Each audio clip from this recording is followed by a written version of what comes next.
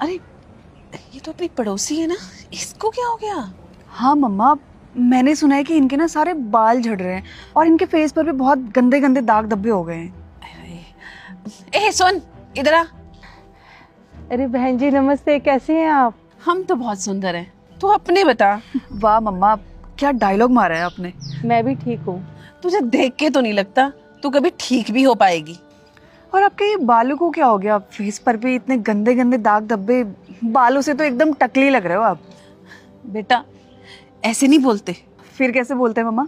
इसको बोलते हैं गंजी। गंजी होना, बदसूरत होना। अच्छा बहन जी, चलती हूँ, कुछ काम है घर पर ज़रूरी। अरे रुक तो सही, तुझे कौन सा जरूरी काम आ गया? वो मेरी बेटी को देखने लड़के वाले आ रहे हैं, इसलिए मुझे घर जाना है। लड़के वाले? और वो भी आपके घर पर? वो लड़के वाले आएंगे ना, उनके सामने मत जाना, तुझे देख के डर जाएंगे और तेरी बेटी से ना रिश्ता तो कभी नहीं करेंगे। आप ऐसा क्यों बोल रही हैं? गलत क्या बोल रही हूँ?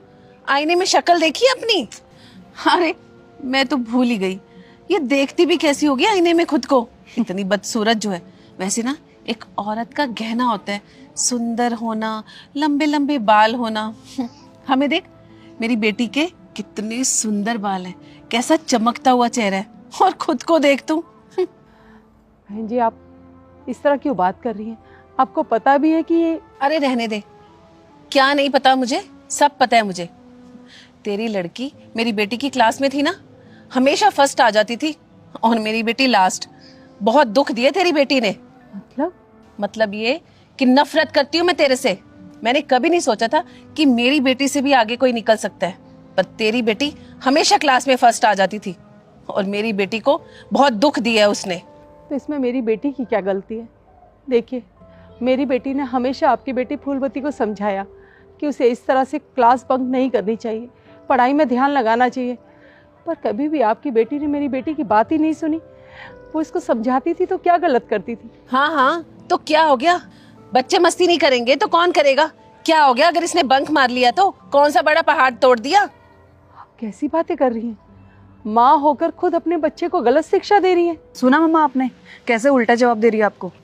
हाँ बेटा, सब सुन रही हूँ मैं। मुझे ना बहुत अच्छे से पता है कि मुझे किसको शिक्षा देनी चाहिए। सबसे पहले तो शिक्षा की जरूरत तुझे है। ठीक है, अगर आप लोग को इस तरह की बातें करनी है ना, तो मुझे लगता है कि मुझे यह टाइम बर्बाद नहीं करना चाहिए। चलती हूँ मैं। अच्छा, हम तेरा टाइम बर्बाद कर रहे हैं? हमारा टाइम तू बर्बाद कर रही है। क्या है तेरे हाथ में? वो मेहमान आ रहे हैं ना, उनके लिए फल और मिठाइयाँ हैं। हो, अब लड़के वालों को फल खिलाएगी? ला इधर। अरे ये क्या किया आपने? क्या किया? तेरे फल गिरा दिए, लड़के वालों को फल खिलाएगी? बढ़िया ही बदसूरत कहेंगी। चल चल, उठा ले अपने फल। और आज के बाद मेरी मम्मी के सामने बोलने की हिम्मत भी मत करना। चल बेटा।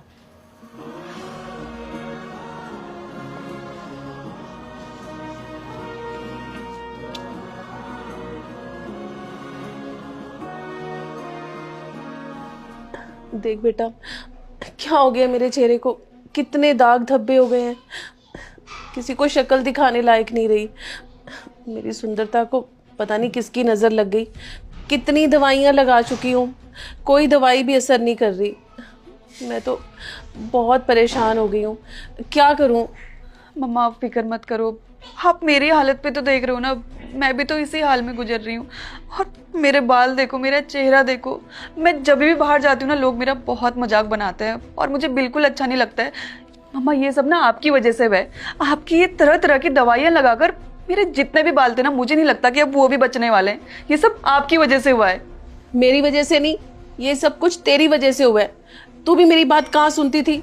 मेरे भी देख कितने बाल झड़ रहे हैं, एक दिन ना मैं टकली हो जाऊंगी। ये जो तू नया नया मेकअप का सामान लाती थी ना कि मम्मी ये ट्राई करते हैं, मम्मी ये ट्राई करते हैं, सुंदर तो क्या और बदसूरत होते जा रहे हैं। हम हो ही गए हैं बदसूरत।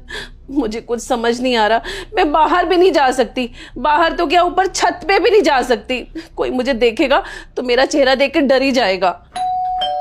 अब ये कौन आ गया? मुझे नहीं पता मम्मा, और ये दरवाजा खोलने तो मैं बिल्कुल नहीं जाने वाली। बेटा मैं तो किसी को मुंह दिखाने लायक नहीं रही। हाँ तो मैं क्या करूँ मम्मा, मैंने आपको बोल दिया मैं बिल्कुल नहीं जाने वाली। बेटा सब ठीक है ना? मैं बहुत देर से बेल बजा रही थी पर कोई गेट ही नहीं खोल रहा था। दरवाजा जैसे ही खुला ना तो मैं भागी हुई अंदर आई देखने के लिए कि सब कुछ ठीक तो है ना। क्या हुआ? ये तुम्हारी मम्मी रो क्यों रही है और चेहरा क्यों ढका हुआ है उन्होंने? आंटी जी मैं क्या बताऊँ आपको, मम्मी और मेरे सारे बाल झड़ रहे हैं और हमारे फेस की भी ऐसी हालत हो गई है। हमें कुछ समझ नहीं आ रहा है आंटी जी, हमें क्या करना चाहिए? बेटा घबराओ मत। बहन जी आप एक बार चेहरा तो दिखाइए, पता तो चले हुआ क्या है। मुझे ना ये सब कुछ तेरी वजह से हुआ है। उस दिन तुझे जो हमने इतना भला बुरा कहा ना, ये तेरी नजर ही लगी है। आज हम दोनों को ये बीमारी हो गई है। ये सब तू नहीं किया है। वैसे तू कैसे ठीक हो गई? देखिए ये सब बोलने का कोई फायदा नहीं है, और मेरा चेहरा कैसे ठीक हो गया मैं आपको वो दवाई भी बताऊंगी जिससे आप लोग बहुत जल्दी ठीक हो जाएंगे। हाँ हाँ, हमें वो दवाई बता। तू जो बोलेगी ना हम वो करेंगे। ऐसा चेहरा लेकर हम बाहर भी नहीं जा सकते, लोग हमारा इतना मजाक उड़ा रहे हैं। बिल्कुल मैं वो दवाई ज़रूर बताऊंगी, लेकिन पहले आप लोगों को वादा करना होगा कि आज के बाद आप लोग लोगों की इज्जत करेंगे, उनके साथ अच्छा व्यवहार करेंगे, कभी किसी का मजाक नहीं उड़ाएंगे, और ख़ास तौर से जब वो बीमार हो, उसे कोई तकलीफ हो। हमें ना ऐसे लोगों का मजाक नहीं उड़ाना चाहिए। ईश्वर कभी माफ़ नहीं करता है। अब देखो आप लोग अपनी हालत ही देख लो ना। हाँ बहन जी, हमें उस दिन आपके साथ ऐसा बिहेव नहीं करना चाहिए था।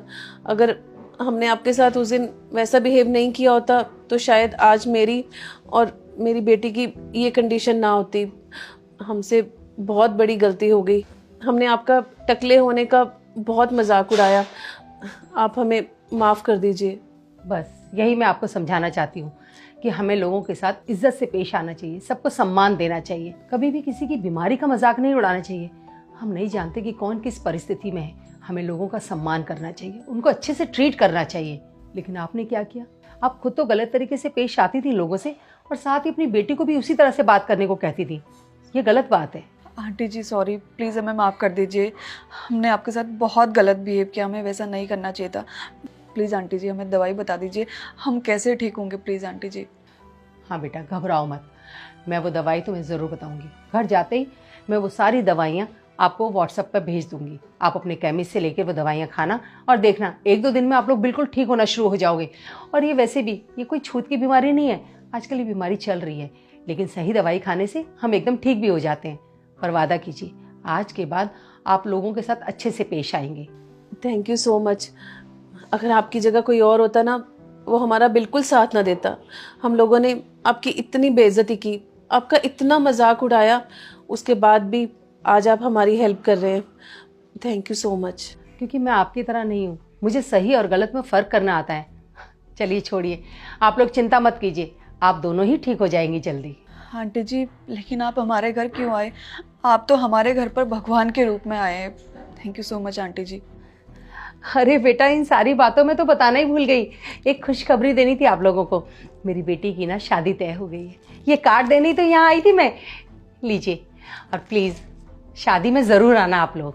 बहन जी, हमने हमेशा आपके साथ बुरा किया, आपका मजाक उड़ाया, उसके बाद भी आप शादी का कार्ड देने आई हैं। आपने ऐसा क्यों किया? क्योंकि मुझे अपने पड़ोसियों की इम्पोर्टेंस पता है। मैं जानती हूँ कि पड़ोसी परिवार की तरह होते हैं, हमारे सुख दुख में काम आते हैं, और हमें अपने पड़ोसियों के साथ हमेशा मिलजुल कर ही रहना चाहिए। हाँ बहन जी, आप बिल्कुल ठीक कह रहे हैं। पड़ोसी परिवार की तरह ही होता है, और मैंने परिवार को गलत समझा।